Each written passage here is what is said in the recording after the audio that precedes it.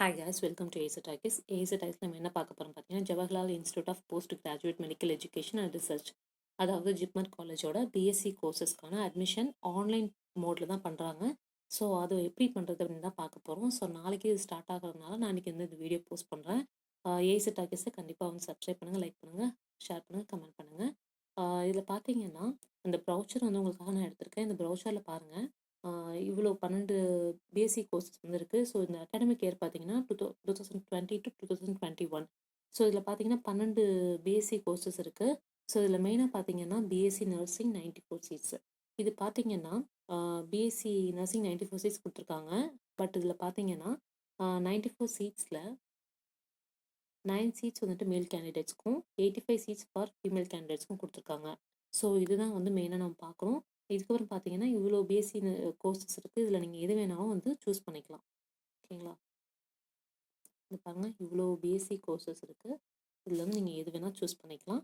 So வந்து என்ன eligibility அப்படின்றத நான் இப்போ உங்களுக்கு சொல்கிறேன்.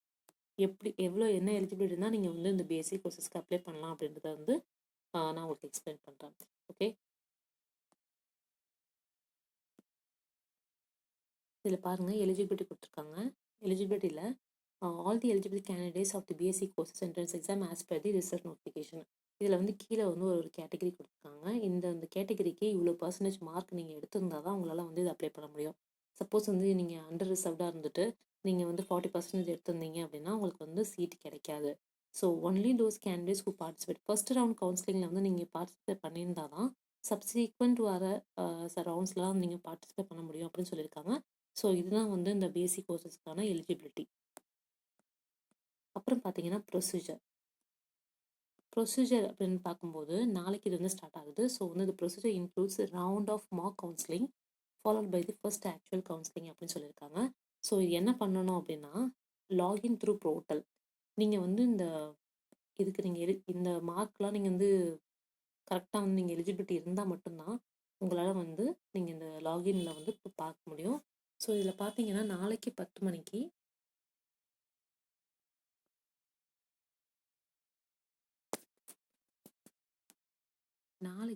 மணிக்கு இந்த registration link portal will be activated only for the eligible கேண்டிடேட்ஸ்க்கு மட்டும்தான் அந்த போர்ட்டல் வந்து ஆக்டிவேட்டில் இருக்கும். ஸோ வந்து ஜிப்மர் வெப்சைட்டில் போயிட்டு நீங்கள் வந்து 10 மணிலேருந்து நீங்கள் வந்து லாகின் பண்ணி யூஸ் பண்ணிக்கலாம். ஸோ அப்ளிகேஷன் வந்துட்டு பிஎஸ்சி கோர்சஸ்க்கு நீங்கள் கொடுக்கலாம் 2020 செஷனுக்காக. ஸோ அதுக்கப்புறம் பார்த்தீங்கன்னா இதுதான் வந்து லாகின். என்ன பண்ணணும்னா ஜிப்மர் வெப்சைட் போயிட்டு பிஎஸ்சி என்ட்ரன்ஸ் எக்ஸாம் ஜிப்மர் வெப்சைட்டில் போயிட்டு நீங்கள் வந்து நாளைக்கு காலையில் 10 மணிக்கு வந்து லாகின் பண்ணி நீங்கள் வந்து உள்ளே வந்து இந்த கவுன்சிலிங்கில் பார்ட்டிசிபேட் பண்ணிக்கலாம். Okay,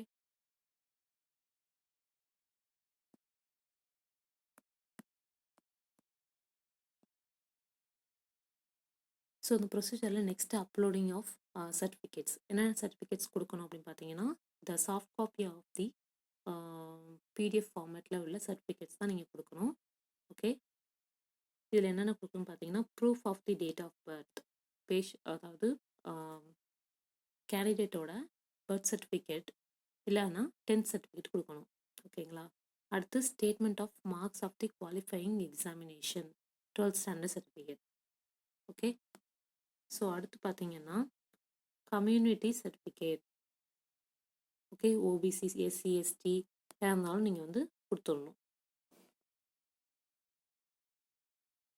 so economically weaker section of the certificate, அதாவது நீங்கள் வந்து பொருளாதாரத்தில் நலிந்த சான்றிதழ் ஏதாவது இருந்துச்சுன்னா நீங்கள் அதை அப்ளை பண்ணுற மாதிரி இருக்கும். அதுக்கப்புறம் பார்த்தீங்கன்னா in case of Puducherry residence certificate as mention in the prospectus. நீங்கள் வந்து புதுச்சேரியில் வாழ்கிறவங்களா இருந்தீங்கன்னா ஒரு ரெசிடென்ஸ் சர்டிஃபிகேட் வைக்கிற மாதிரி இருக்கும். அடுத்து பார்த்தீங்கன்னா 6th ஒன்று medical certificate in case of பிடபிள்யூடி கேண்டிடேட், அதாவது நீங்கள் உடல் ஊனமுற்றவங்களா இருந்தீங்கன்னா நீங்கள் ஒரு மெடிக்கல் சர்டிஃபிகேட் அதோட அப்ளை பண்ணுற மாதிரி இருக்கும். ஓகேங்களா, ஸோ இந்த சர்டிஃபிகேட்ஸ், இந்த அப்லோடிங் ஆஃப் சர்டிஃபிகேட்ஸ் புரிஞ்சுச்சிங்களா? 1 2 3 4 5 6 இதை வந்து உங்களுக்கு எது வந்து கரெக்டாக, அதாவது சூட்டபுளாக இருக்கும் அது எல்லாத்தையும் நீங்கள் வந்து கொடுக்குற மாதிரி இருக்கும். நீங்கள் உடல் ஊனமுற்றவங்களா இருந்தீங்கன்னா இந்த மெடிக்கல் சர்டிஃபிகேட் அப்ளை பண்ணுற மாதிரி இருக்கும். பொருளாதாரத்தில் ரொம்ப இருந்தாங்களா இருந்தீங்கன்னா நீங்கள் இந்த எக்கனாமிக்கல் வீக்கர் செக்ஷன் சர்டிஃபிகேட் வந்து கொடுக்குற மாதிரி இருக்கும். ஸோ இதெல்லாம் வந்து நீங்கள் வந்து அப்லோட் பண்ணணும். ஸோ நெக்ஸ்ட் பார்த்தீங்கன்னா செலக்டிங் தி சாய்ஸஸ் ஆர் ப்ரிஃபரன்சஸ். இது என்னென்னா கேண்டிடேட்ஸ்க்கு பிடிச்ச கோர்சஸ் வந்துட்டு நீங்கள் வந்து ப்ரிஃபரன்ஸை வந்து செலக்ட் பண்ணிக்கலாம். 12 கோர்ஸ் வரைக்கும் செலக்ட் பண்ணிக்கலாம். பட் ஆனால் வந்து ஃபைனலாக பார்க்கும்போது ஒரே ஒரு கோர்ஸ் தான் நீங்கள் செலக்ட் பண்ணியிருக்கணும். ஸோ அவங்க ஒரு குறிப்பிட்ட இம்பார்ட்டன்ட் டேட் லிங்க்ஸ் கொடுத்துருப்பாங்க. அதுக்குள்ளே வந்து நீங்கள் சப்மிட் பண்ணணும். சப்போஸ் வந்து சப்மிட் பண்ணாமல் ஒரு இந்த ஜிப்மர் வெப்சைட் வந்து ஓப்பனில் இருக்கும் அந்த கரெக்டான டைமில் 2 நாளாக என்னமோ தெரில. நான் வந்து உங்களுக்கு எக்ஸ்பிளைன் பண்ணுறேன் அந்த டேட்டை.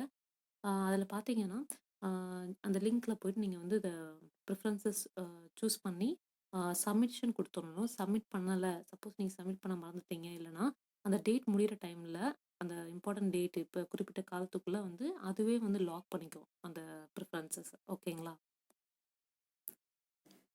நெக்ஸ்ட் பார்த்தீங்கன்னா வெரிஃபிகேஷன் ஆஃப் தி சர்டிஃபிகேட்ஸ். அதாவது நீங்கள் அனுப்பியிருக்க சர்டிஃபிகேட்ஸ் வந்து அவங்க வெரிஃபை பண்ணுவாங்க. சப்போஸ் அது வந்து ஏதாவது வந்து குளறுபடி இருந்துச்சுன்னா அவங்க உங்களோட இமெயில் ஐடிக்கே வந்துட்டு நோட்டிஃபிகேஷன் அனுப்புவாங்க.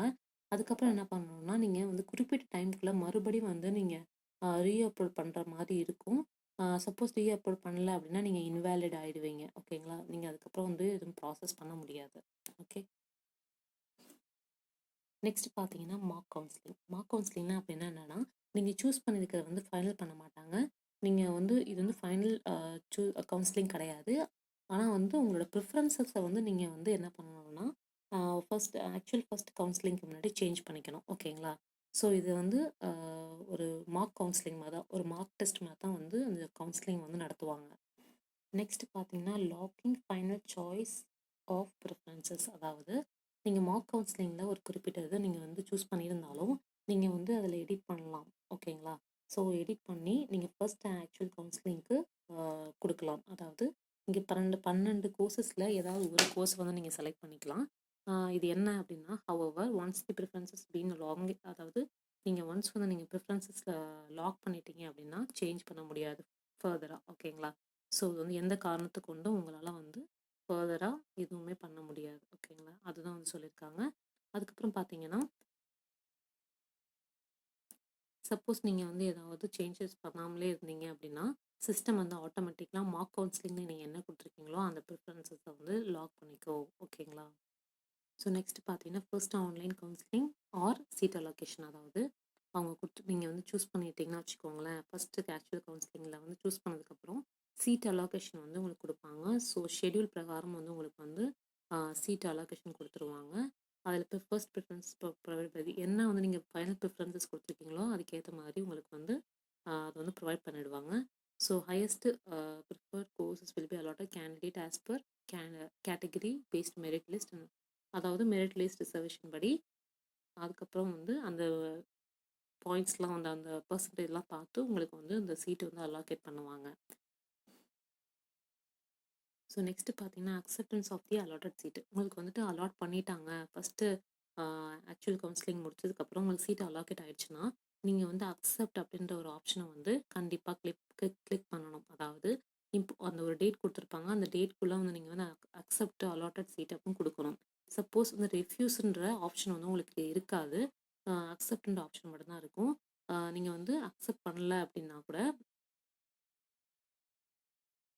ஸோ அதனால் கரெக்டாக வந்து சாய்ஸஸ் வந்து சூஸ் பண்ணிக்கணும். ஓகேங்களா? இல்லைனா வந்து தப்பாக வந்து ப்ரிஃபரன்ஸஸ் வந்து லாக் ஆகிடும். So if the candidate fails to accept the allotted seat and complete the payment process within the, அதாவது குறிப்பிட்ட டேட்டுக்குள்ளே நீங்கள் வந்து அக்செப்ட் பண்ணி பேமெண்ட் வந்து கொடுக்கல அப்படின்னா இன்எலிஜிபிள் ஆகிடுவீங்க. ஓகேங்களா? இன்எலிஜிபிள் ஆகிடுவீங்க. ஸோ வந்து வேஸ்ட்டாக போயிடும்.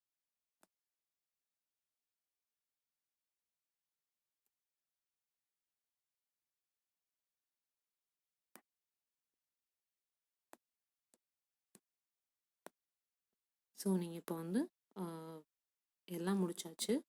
இப்போ வந்து பேமெண்ட் ஆஃப் தி, இப்போ நீங்கள் அக்செப்ட் கொடுத்ததுக்கப்புறம் payment of the fees and security deposit. அதாவது ஈச் கேண்டிடேட் இப்போ அலாட் பண்ணதுக்கப்புறம் ஒரு இதுக்கும் ஒரு கோர்சஸ்க்கும் ஒரு ஃபீஸ் இருக்கும்.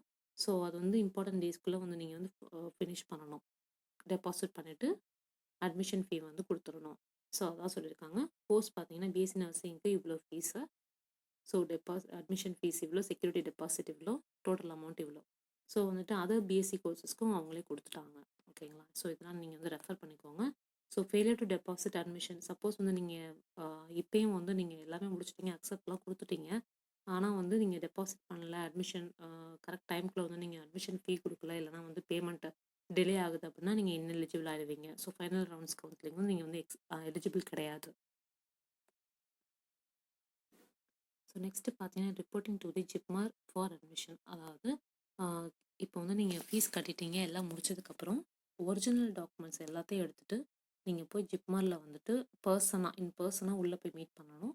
அவங்கள்ட்ட வந்து ப்ராசஸ், அதுக்கப்புறம் உள்ள ப்ராசஸ் வந்து செக் பண்ணணும். சப்போஸ் வந்து ஃபெயிலியர், அதாவது நீங்கள் வந்து அந்த குறிப்பிட்ட டைம்குள்ளே நீங்கள் போகலை அப்படின்னா இன்எலிஜிபிள் ஆகிடுவீங்க. நெக்ஸ்ட்டு பார்த்தீங்கன்னா கேண்டிடேட்ஸ் ஹூ ஹவ் அவைல்டு, அதாவது உங்களுக்கு உடல் ஊனமுற்றவங்களா இருந்தீங்கன்னா நீங்கள் வந்து கரெக்டான ஒரு டாக்குமெண்ட் வந்து அவங்கள்ட்ட சப்மிட் பண்ணணும். ஓகேங்களா?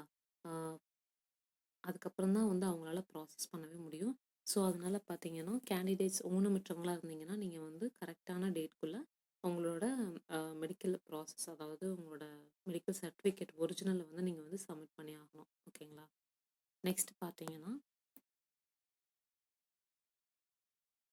நீங்கள் வந்து உடல் ஊனமுற்றவங்களா இருந்தீங்கன்னா நீங்கள் வந்து ஒரு மெடிக்கல் எக்ஸாமினேஷனுக்கு உள்ளே போக மாதிரி இருக்கும். அது வந்து ஜிப்மர் மெடிக்கல் போர்டு தான் வந்து நடத்துவாங்க. ஸோ அதில் வந்து நீங்கள் ஃபிட்டு, ஆமாம் நீங்கள் வந்து ஒரு ஊனமுற்றவங்க அப்படின்னா அவங்க ஃபர்தராக வந்து மூவ் பண்ணுவாங்க.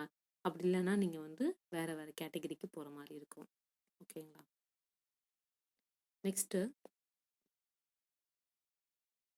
ஸோ இதெல்லாம் முடிஞ்சதுக்கப்புறம் the schedule of the subsequent round of counseling and seat allocation will be announced after the completion of first round, seat allocation and admission.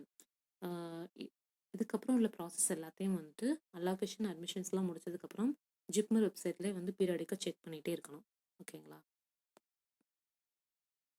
So இதெல்லாம் இம்பார்ட்டன்ட் நோட், இது வந்து நீங்கள் பார்த்துக்கோங்க. ஸோ இம்பார்ட்டன்ட் லிங்க் வந்து நான் இப்போ உங்களுக்கு சொல்கிறேன். அதாவது டேட்ஸ் லிங்க். இந்த டேட்டில் கரெக்டாக நீங்கள் வந்து ப்ராசஸ் பண்ணணும். அதை வந்து நான் உங்களுக்கு எக்ஸ்பிளைன் பண்ணுறேன். ஓகேங்களா? இது ரொம்பவே யூஸ்ஃபுல்லாக இருந்திருக்கும்னு நினைக்கிறேன்.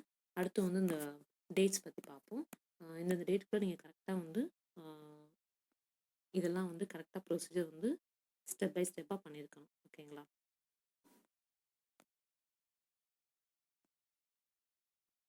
ஸோ இதுதான் வந்து அந்த இம்பார்ட்டன்ட் டேட்ஸு. ஸோ இதில் பார்த்தீங்கன்னா Jawaharlal institute of post graduate and medical and research. Okay, so இதில் பார்த்தீங்கன்னா டேட்ஸ் கொடுத்துருக்காங்க. ஸோ உங்களுக்கு லாகின் பண்ணுறதுலேருந்து குவாரண்டைன் ப்ரொசீஜர், மெடிக்கல் ஃபிட்னஸ்க்கு அப்புறம் குவாரண்டைன் ப்ராசஸ் ஆஃப் ஜிப்மர், இது எல்லாத்தையும் வந்து என்னென்ன டேட்ஸில் வந்து கரெக்டாக ஃபினிஷ் பண்ணணும். ஓகேங்களா? ஸ்டெப் 1ல் பார்த்தீங்கன்னா login with credential, register for first round counselling, selection of preferences, uploading certificates, அப்புறம் வந்து preview and final submission of online counselling application. இது எல்லாமே இந்த டேட்குள்ளே நீங்கள் முடிச்சிருக்கணும். ஓகே, சப்போஸ் நீங்கள் மீறினீங்க அப்படின்னா நீங்கள் வந்து இன்வேலிட் ஆகிடுவீங்க. ஓகே, ஸோ வந்து இந்த டேட்குள்ளே நீங்கள் ஃபினிஷ் பண்ண பார்க்கணும். அடுத்து பார்த்தீங்கன்னா மார்க் கவுன்சிலிங் ரிசல்ட். இது வந்து பிஃபோர் 29th உங்களுக்கு கொடுத்துருவாங்க.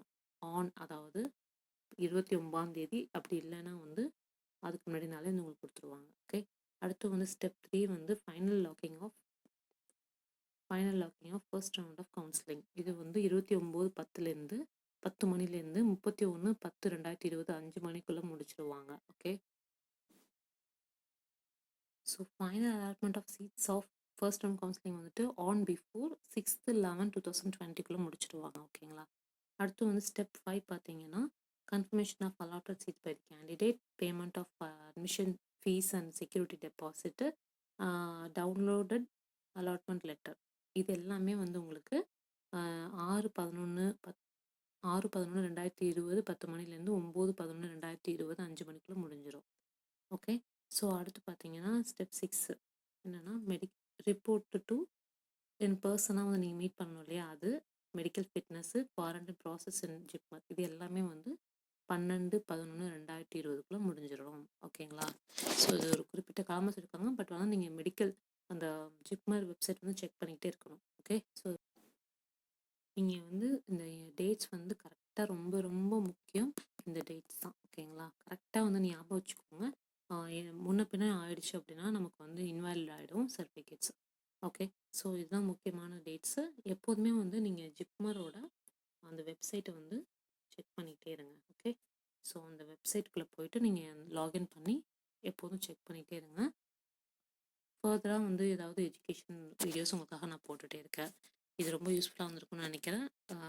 சப்போஸ் யூஸ்ஃபுல்லாக இருந்துச்சுன்னா, பிடிச்சிருந்துச்சுன்னா சேனல் சப்ஸ்கிரைப் பண்ணுங்கள், லைக் பண்ணுங்கள், ஷேர் பண்ணுங்கள், கமெண்ட் பண்ணுங்கள். Okay, thank you.